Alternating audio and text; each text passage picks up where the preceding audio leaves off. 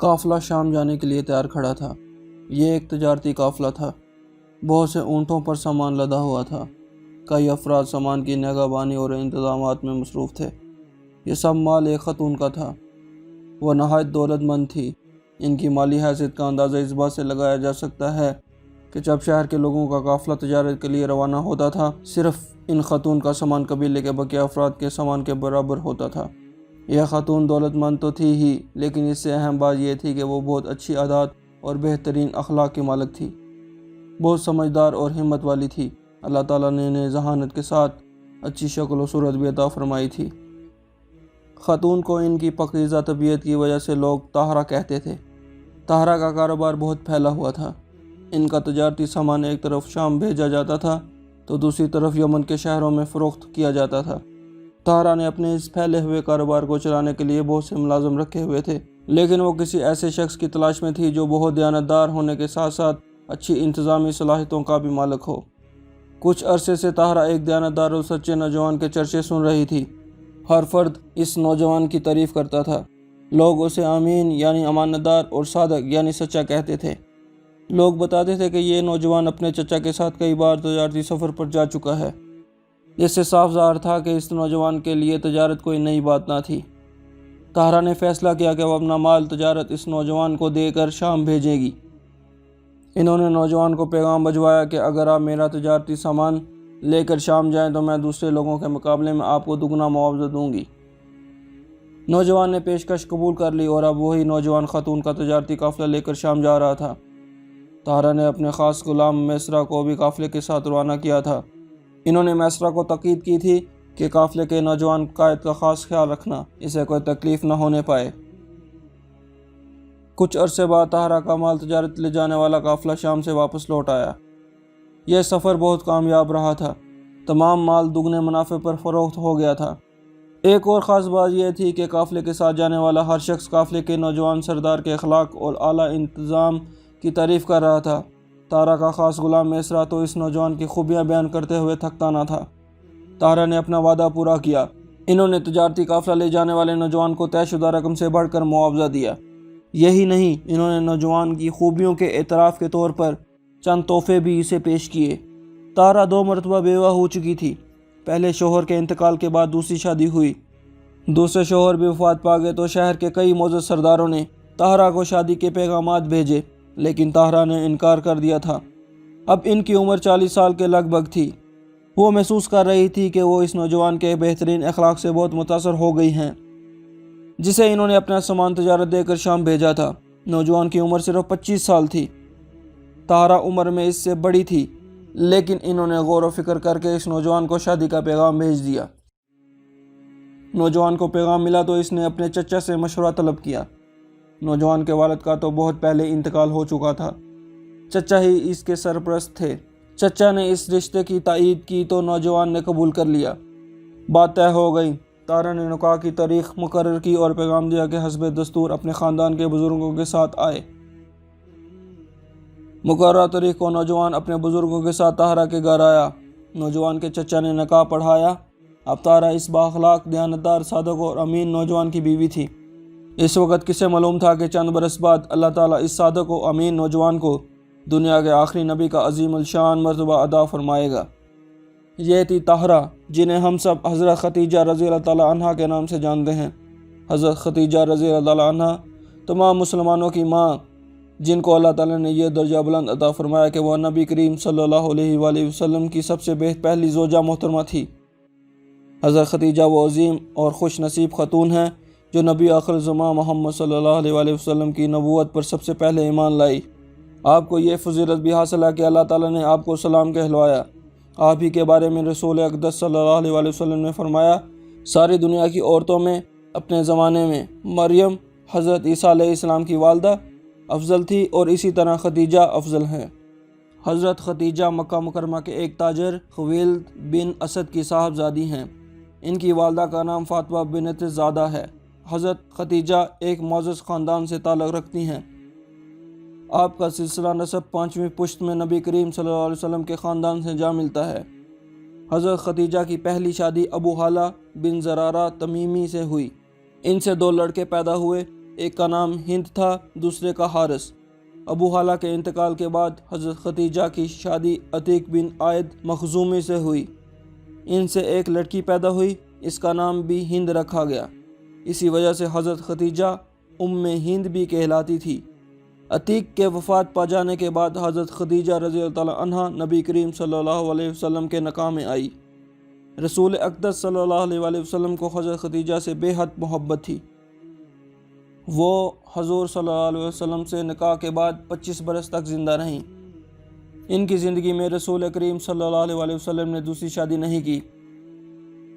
اللہ تعالیٰ نے اپنے حبیب صلی اللہ علیہ وسلم کو ان کی ازواج مطہرات رضی اللہ تعالیٰ عنہ میں سے ایک صاحبزادے ابراہیم کو چھوڑ کر صرف حضرت خدیجہ سے اولاد عطا فرمائی۔ 4 بیٹیاں حضرت زینب، حضرت رقیہ، حضرت ام کلثوم اور حضرت فاطمہ الزہرا، ایک بیٹے حضرت قاسم پر تمام راویوں کا اتفاق ہے۔ ابن سعد نے مزید 2 بیٹوں طیب اور عبداللہ طاہر کا بھی ذکر کیا ہے۔ ایک صاحبزادے حضرت ابراہیم حضرت معاویہ کے بطن سے ہوئے۔ رسول کریم صلی اللہ علیہ وسلم سے نکاح کے بعد حضرت خدیجہ نے اپنا تمام کاروبار رسول کریم صلی اللہ علیہ وسلم سے نکاح کے بعد حضرت خدیجہ رضی اللہ تعالیٰ عنہ نے اپنا تمام کاروبار حضرت صلی اللہ علیہ وسلم کے حوالے کر دیا۔ جب رسول اللہ صلی اللہ علیہ وسلم کی عمر 53 برس ہوئی تو آپ صلی اللہ علیہ وسلم تنہائی پسند ہو گئے۔ مکہ مکرمہ سے 3 میل کے فاصلے پر ایک غار واقع تھا جسے ہیرا کہتے تھے۔ آپ صلی اللہ علیہ وسلم وہاں چلے جاتے اور کئی دن تک وہیں قیام فرماتے۔ آپ صلی اللہ علیہ وسلم کی زوجہ محترمہ حضرت خدیجہ حضور صلی اللہ علیہ وسلم کو کئی دن کے لیے کھانے پینے کا سامان تیار کر کے دے دیتی۔ آپ صلی اللہ علیہ وسلم یہ سامان لے کر غار ہیرا میں چلے جاتے اور وہاں غور و فکر کرتے۔ جب یہ سامان ختم ہو جاتا تو پھر گھر تشریف لے آتے اور مزید سامان لے کر غار ہیرا چلے جاتے۔ ایک دن رسول کریم صلی اللہ علیہ وسلم بہت پریشان کے عالم میں گھر تشریف لائے۔ آپ صلی اللہ علیہ وسلم نے آتے ہی حضرت خدیجہ سے فرمایا، مجھے کمبلوں سے ڈھانپو، مجھے کمبلوں سے ڈھانپو۔ حضرت خدیجہ رضی اللہ تعالیٰ عنہ نے ایسا ہی کیا۔ جب کچھ دیر بعد حضرت صلی اللہ علیہ وسلم کو ذرا سکون ہوا تو آپ صلی اللہ علیہ وسلم نے غار ہیرا میں اپنے ساتھ کچھ دیر قبل پیش آنے والا واقعہ حضرت خدیجہ کو سنایا کہ غار ہیرا میں تھا کہ ایک فرشتہ آیا، اس نے مجھ سے کہا اقرا پڑھ۔ میں نے جواب دیا مجھے پڑھنا نہیں آتا۔ اس پر اس نے مجھے پکڑ کر زور سے کھینچا، یہاں تک کہ میری قوت برداشت جواب دینے لگی۔ پھر اس نے مجھے چھوڑ دیا اور کہا پڑھ۔ میں نے وہی جواب دیا، مجھے پڑھنا نہیں آتا۔ اس نے دوبارہ مجھے کھینچا اور میری قوت برداشت جواب دینے لگی۔ پھر اس نے مجھے چھوڑ دیا اور کہا پڑھ۔ میں نے پھر وہی جواب دیا تو اس نے تیسری مرتبہ اس زور سے کھینچا کہ میں تھک کر چور ہو گیا۔ پھر اس نے مجھے چھوڑ کر کہا پڑھ۔ اس پر میں نے کہا کیا پڑھوں؟ اس نے کہا اقرا بسم ربک الذی خلق، خلق الانسان من علق، اقرا وربک الاکرم والذی علم بالقلم، علم الانسان ما لم یعلم۔ پڑھو اپنے رب کے نام کے ساتھ جس نے پیدا کیا، جس نے انسان کو منجمد خون سے پیدا کیا۔ پڑھو کہ تمہارا رب نہایت بزرگ کرم والا ہے، جس نے قلم کے ذریعے سے علم سکھایا، اسی نے انسان کو وہ سکھایا جسے وہ جانتا نہ تھا۔ جب تکمیل ہو گئی تو وہ فرشتہ چلا گیا اور یہ عبارت میرے ذہن میں نقش ہو گئی۔ یہ واقعہ حضرت عائشہ رضی اللہ تعالیٰ عنہا نے خود حضور صلی اللہ علیہ وسلم سے سن کر بیان فرمایا، جسے بخاری، مسلم اور دیگر محدثین نے مختلف اسناد کے ساتھ نقل کیا ہے۔ یہ واقعہ سنانے کے بعد نبی کریم صلی اللہ علیہ وسلم نے حضرت خدیجہ سے فرمایا، مجھے اپنی جان کا ڈر ہے۔ یہ ایک نہایت غیر معمولی صورتحال تھی، لیکن اس موقع پر حضرت خدیجہ نے بے حد یقین، حکمت اور محبت سے آپ صلی اللہ علیہ وسلم کی دل جوئی فرمائی۔ آپ رضی اللہ تعالیٰ عنہ گزشتہ 15 برسوں سے حضور صلی اللہ علیہ وسلم کے ساتھ تھی۔ بیوی کی نگاہ سے شوہر کی سیرت اور عادات چھپی نہیں رہ سکتی۔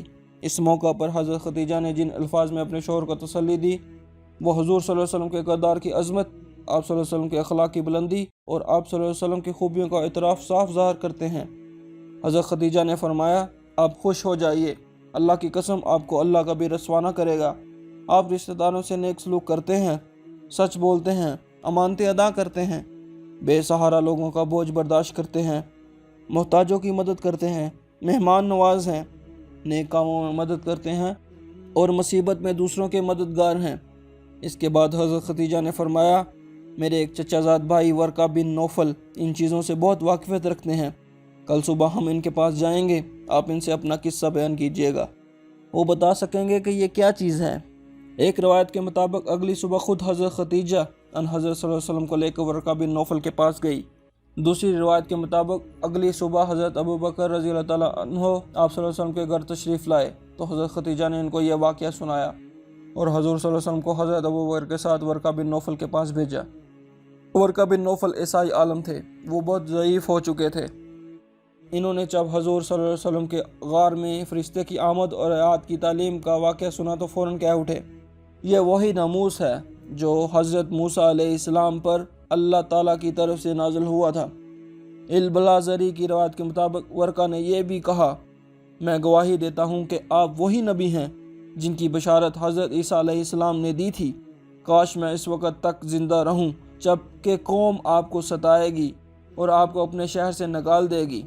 رسول اللہ صلی اللہ علیہ وسلم نے سوال کیا، کیا سچ مچ میری قوم مجھے اپنے شہر سے نکال دے گی؟ اس پر ورقہ بن نوفل نے کہا، باخدا آج جو بھی اس دعوت کو لے کر آیا ہے اس کے ساتھ اس کی قوم نے یہی سلوک کیا ہے، اگر میں اس وقت زندہ رہا تو میں تمہاری بھرپور مدد کروں گا۔ ورقہ اس کے بعد زیادہ عرصہ نہ جی سکے اور جلد ہی ان کا انتقال ہو گیا۔ ورقہ نے اپنی گفتگو میں لفظ ناموس استعمال کیا تھا، یونانی زبان میں توریت کو ناموس کہتے ہیں۔ ورقہ کو سریانی زبان آتی تھی اور انہوں نے سریانی سے عربی زبان میں انجیل کا ترجمہ بھی کیا تھا۔ ان کے کہنے کا مقصد یہ تھا کہ محمد صلی اللہ علیہ وآلہ وسلم پر جو پیغام نازل ہوا ہے وہ حضرت موسیٰ علیہ السلام پر نازل ہونے والی کتاب توریت سے مشابہ ہے۔ رسول کریم صلی اللہ علیہ وسلم پر پہلی وحی نازل ہونے کے بعد 3 سال تک کوئی اور وحی نازل نہیں ہوئی، لیکن اس دوران آپ صلی اللہ علیہ وسلم نے اپنے بہت قریبی احباب کو رازداری کے ساتھ اسلام کی دعوت پہنچائی۔ آپ صلی اللہ علیہ وسلم کی دعوت پر سب سے پہلے لبیک کہنے کی سعادت آپ صلی اللہ علیہ وسلم کی زوجہ محترمہ حضرت خدیجہ کو حاصل ہوئی۔ مردوں میں حضرت ابو بکر، بچوں میں حضرت علی رضی اللہ تعالیٰ عنہ اور غلاموں میں حضرت زید بن حارثہ نے سب سے پہلے اسلام قبول کیا۔ البلازری کی روایت کے مطابق پہلی وحی کے موقع پر حضرت جبرائیل نے حضور اکرم صلی اللہ علیہ وسلم کو طہارت حاصل کرنے کا طریقہ، وضو کا طریقہ بھی بتایا اور پھر امام بن کر نماز پڑھائی۔ رسول اللہ صلی اللہ علیہ وسلم نے حضرت جبرائیل علیہ السلام کی امامت میں نماز ادا کی۔ نبی کریم صلی اللہ علیہ وسلم نے اپنی نبوت کے ابتدائی زمانے میں گو کہ کھلے عام تبلیغ شروع نہیں فرمائی تھی، لیکن آپ صلی اللہ علیہ وسلم اپنی زوجہ محترمہ حضرت خدیجہ کے ساتھ نماز ادا کرنے لگے تھے۔ ابن الاسیر کے مطابق چاش کی نماز آپ صلی اللہ علیہ وسلم حرم میں ادا فرماتے تھے کیونکہ یہ نماز قریش کے مذہب میں جائز تھی۔ سیرت کی کتب میں یہ روایت بھی ملتی ہے کہ رسول اللہ صلی اللہ علیہ وسلم اور حضرت خدیجہ رضی اللہ تعالیٰ عنہ دونوں کعبہ کے سامنے نماز پڑھا کرتے تھے اور لوگ انہیں حیرت سے دیکھتے تھے۔ اس وقت تک قرآن پاک کی وہ آیات نازل نہیں ہوئی تھی جن میں بت پرستی کو برا قرار دیا گیا تھا، اس لیے مکہ والوں میں حضور صلی اللہ علیہ وسلم سے دشمنی پیدا نہیں ہوئی تھی۔ بعد میں نبی کریم صلی اللہ علیہ وسلم نے شہر سے باہر جا کر صحرا میں یا کسی پہاڑ کی گاڑی میں چھپ کر نماز ادا فرمانے لگے۔ حضرت خدیجہ بھی آپ صلی اللہ علیہ وسلم کے ساتھ ہوتی تھی۔ ایسے موقعوں پر حضرت علی بھی آپ صلی اللہ علیہ وسلم اور حضرت خدیجہ کا پیچھا کرتے ہوئے گاڑی تک پہنچ جاتے تھے اور وہ بھی اس نماز میں شامل ہو جاتے تھے۔ کچھ عرصے بعد اللہ تعالیٰ نے نبی کریم صلی اللہ علیہ وسلم کو حکم دیا کہ اپنے قریبی رشتہ داروں کو اللہ سے ڈرائیں، یعنی ان تک اسلام کی دعوت پہنچائیں۔ رسول اکرم صلی اللہ علیہ وسلم نے حضرت علی کو حکم دیا کہ بازار سے اشیاء خرید کر لائیں، پھر اپنی زوجہ محترمہ حضرت خدیجہ سے فرمایا کہ ان اشیاء سے ضیافت کا اہتمام کریں، پھر حضرت علی کو بھیجا کہ خاندان کے تمام گھروں میں جائیں اور انہیں دعوت دیں کہ فلاں دن اور فلاں وقت کھانے کے لیے میرے گھر آئیں۔ مقررہ دن بنی ہاشم اور بنی عبد المطلب کے لوگ کھانے پر آئیں۔ ان حضرت صلی اللہ علیہ وسلم نے سب کو اسلام کی دعوت دی، لیکن ابو لہب نے بد زبانی کی اور محفل درہم برہم ہو گئی۔ صرف حضرت علی نے رسول اللہ صلی اللہ علیہ وسلم کا ساتھ دینے کا اعلان فرمایا۔ اس کے بعد کفار مکہ نے آپ صلی اللہ علیہ وسلم اور آپ صلی اللہ علیہ وسلم کا ساتھ دینے والوں کی مخالفت شروع کر دی، اور وقت گزرنے کے ساتھ ساتھ اس مخالفت میں شدت آتی گئی۔ نبی کریم صلی اللہ علیہ وسلم نے آپ صلی اللہ علیہ وسلم کے صحابہ کرام کو طرح طرح کی تکلیف دی جانے لگی۔ آپ صلی اللہ علیہ وسلم کو دکھ پہنچانے والوں میں آپ صلی اللہ علیہ وسلم کے اپنے چچا ابو لہب اور ابو جہل پیش تھے۔ ابو لہب حضور صلی اللہ علیہ وسلم کے مکان کے دروازے پر اور راستے میں گندگی اور غلاظت پھینک دیتا۔ وہ ہر اس جگہ رسول اللہ صلی اللہ علیہ وسلم کے پیچھے پیچھے چلا آتا جہاں آپ صلی اللہ علیہ وسلم تبلیغ فرما رہے ہوتے، اور شور مچا کر اور حضور صلی اللہ علیہ وسلم کے خلاف باتیں کر کے لوگوں کو آپ صلی اللہ علیہ وسلم کی باتیں سننے سے روک دیتا۔ کبھی نماز کی حالت میں اونٹ کی اوجری رسول اقدس صلی اللہ علیہ وسلم کی پشت مبارک پر رکھ دی جاتی، تو کبھی آپ صلی اللہ علیہ وسلم کی گردن میں چادر ڈال کر اسے شدت سے بل دیے جاتے۔ کفار مکہ کے اکسانے پر لڑکے آپ صلی اللہ علیہ وسلم کا پیچھا کرتے اور آپ صلی اللہ علیہ وسلم پر پتھر برساتے۔ فطری بات ہے کہ کفار مکہ کی جانب سے ان اعذار ثانیوں پر رسول کریم صلی اللہ علیہ وسلم کو دکھ ہوتا، لیکن ایسے ہر موقع پر حضرت خدیجہ اپنے رفیق حیات نبی برحق ڈھارس بندھاتی، آپ صلی اللہ علیہ وسلم کو تسلی دیتی۔ خود نبی کریم صلی اللہ علیہ وسلم فرماتے ہیں، میں جب غفار سے کوئی بات سنتا تھا اور وہ مجھ کو ناگوار محسوس ہوتی تو میں خدیجہ سے کہتا، وہ اس طرح میری ڈھارس بندھاتی تھی کہ میرے دل کو تسکین ہو جاتی تھی، اور کوئی رنج ایسا نہ تھا جو خدیجہ کی باتوں سے آسان اور ہلکا نہ ہو جاتا۔ اس سے ظاہر ہوتا ہے کہ رسول اقدس صلی اللہ علیہ وسلم پر منصب نبوت کی بھاری ذمہ داری کو آسان بنانے میں حضرت خدیجہ رضی اللہ تعالیٰ عنہا نے بہت اہم کردار ادا فرمایا۔ جب کفار مکہ تمام تر مظالم کے باوجود مسلمانوں کو اسلام ترک کرنے پر آمادہ نہ کر سکے اور اسلام کی دعوت کو پھیلنے سے نہ روک سکے، تو انہوں نے آپس میں صلاح و مشورہ کیا اور فیصلہ کیا کہ نبی کریم صلی اللہ علیہ وسلم کے خاندان بنی ہاشم کا مقاطعہ بائیکاٹ کر دیا جائے۔ چنانچہ ایک قرارداد لکھی گئی کہ آئندہ سے کوئی فرد بنی ہاشم اور بنی عبد المطلب کے کسی فرد سے کوئی تعلق نہیں رکھے گا، نہ ان سے شادی بیاہ کا تعلق قائم کرے گا، نہ کوئی تجارتی لین دین کرے گا، حتیٰ کہ ان سے بات چیت بھی نہ کرے گا۔ یہ قرارداد لکھ کر خانہ کعبہ میں لٹکا دی گئی۔ اس مقاطعہ کے نتیجے میں نبی کریم صلی اللہ علیہ وسلم اپنے خاندان کے ساتھ ایک گھاٹی شعب ابی طالب میں مسور ہو گئے۔ لوگوں کا خیال تھا کہ حضرت خدیجہ اس موقع پر اپنے خاندان میں واپس چلی جائیں گی، لیکن انہوں نے تنگی اور سختی میں اپنے شوہر کا ساتھ دیا اور مسلمانوں سے دوری اختیار نہ کی۔ یہ مقاطعہ 1-2 دن نہیں 3 سال تک برقرار رہا۔ یہ بڑا مشکل دور تھا۔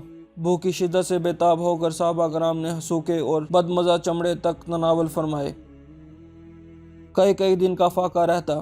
کفار مکہ گھاٹی کو جانے والے راستے کی نگرانی کرتے رہتے تھے اور باہر سے کوئی شے گھاٹی کے اندر پہنچنے نہ دیتے تھے۔ کبھی کبھار ایسا ہوتا کہ حضرت خدیجہ رضی اللہ تعالیٰ عنہ کے ایک بھتیجے حکیم بن حزام کھانے پینے کی تھوڑی سی اشیاء چپکے سے بھیج دیتے تھے۔ حضرت خدیجہ یہ اشیاء گھاٹی میں قید لوگوں کے درمیان تقسیم فرما دیتی تھی۔ 3 سال بعد مکہ مکرمہ کے کچھ نیک دل افراد نے مل کر فیصلہ کیا کہ اس سنگ دلانہ معاہدے کا خاتمہ ہو جانا چاہیے۔ ان افراد نے خانہ کعبہ میں کھڑے ہو کر مقاطعہ کو ختم کرنے کا اعلان کر دیا۔ ابو جہل نے مخالفت کی، لیکن کئی قبیلوں کے افراد نے مقاطعہ کے خلاف رائے دی۔ جب مقاطعہ کی قرارداد کو دیکھا گیا تو سب حیران رہ گئے کہ اللہ کے حکم سے اس قرارداد کے الفاظ کو دیمک چاٹ چکی تھی، صرف اللہ کا نام باقی تھا۔ مقاطعہ 1090 میں ختم تو ہو گیا، لیکن 3 سال تک فاقہ کشی کی صعوبت برداشت کرتے کرتے حضرت خدیجہ بہت کمزور ہو گئی تھی۔ کچھ ہی عرصے بعد آپ رضی اللہ تعالیٰ عنہ بیمار پڑ گئی اور اسی حالت میں اپنے رب سے جا ملی۔ حضرت خدیجہ کی وفات کا رسول اللہ صلی اللہ علیہ وسلم کو بے حد صدمہ پہنچا۔ آپ خود کو تنہا محسوس کرنے لگے۔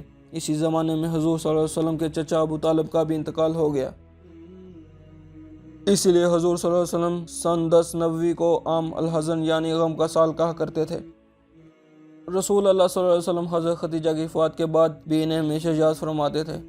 بہت مدت تک آپ صلی اللہ علیہ وسلم کا یہ طریقہ رہا کہ اس وقت تک گھر سے نہیں نکلتے تھے جب تک حضرت خدیجہ کی خوب تعریف نہ کر لیتے۔ آپ صلی اللہ علیہ وسلم حضرت خدیجہ کی سہیلیوں کا بھی بہت خیال رکھتے تھے۔ بکری ذبح فرماتے تو اس کا گوشت حضرت خدیجہ کی سہیلیوں کو بھی بھجواتے۔ کئی بار رسول اللہ صلی اللہ علیہ وسلم نے فرمایا، خدیجہ سب سے پہلے مجھ پر ایمان لائی۔ انہوں نے ایسے وقت میری مدد کی جب کسی کے مال کا سہارا میرے پاس نہ تھا، اور اللہ نے مجھے ساری اولاد خدیجہ سے عطا فرمائی۔ حضرت خدیجہ کا درجہ بہت بلند ہے۔ ایک بار حضرت جبرائیل علیہ السلام رسول اللہ صلی اللہ علیہ وسلم کے پاس تشریف لائے اور فرمایا، خدیجہ برتن میں کھانے یا پینے کی کوئی شے لا رہی ہیں، جب وہ جائیں تو آپ ان کو اللہ کا اور میرا سلام پہنچا دیں۔ بخاری ہی کی ایک حدیث ہے کہ نبی کریم صلی اللہ علیہ وسلم نے حضرت خدیجہ کو اللہ تعالیٰ کی طرف سے خوشخبری سنائی کہ ان کو جنت میں موتیوں کا محل عطا کیا جائے گا۔ اللہ تعالیٰ حضرت خدیجہ پر لاکھوں رحمت نازل فرمائے جو اللہ کے حبیب ترین بندے کی مونس و غمخوار رہیں۔ اللہ نے اپنے حبیب محمد صلی اللہ علیہ وسلم پر نبوت کی جو گراں بار ذمہ داری عائد فرمائی، اسے ادا کروانے میں حضرت خدیجہ کا کردار نہایت اہمیت کا حامل ہے۔